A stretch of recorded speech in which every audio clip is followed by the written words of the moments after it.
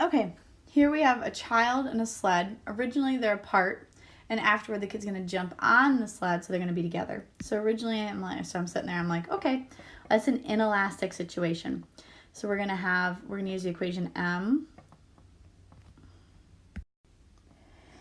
M1V1 plus M2V2, because we have two separate things, equals, afterward they're going to be one big thing, so M1 plus M2, and they have the same velocity afterward. Let's go through and look at it. Okay, so we got the kid. The kid has a mass of 30 kilograms and has a velocity of 7.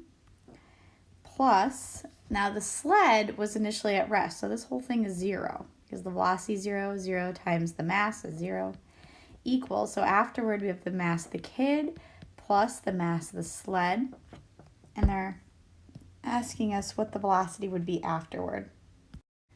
30 times 7 is 210, equals 30 plus 10 is 40 times the velocity afterward. So we do 210 divided by 40, and we end up with the velocity of 5.25 meters per second.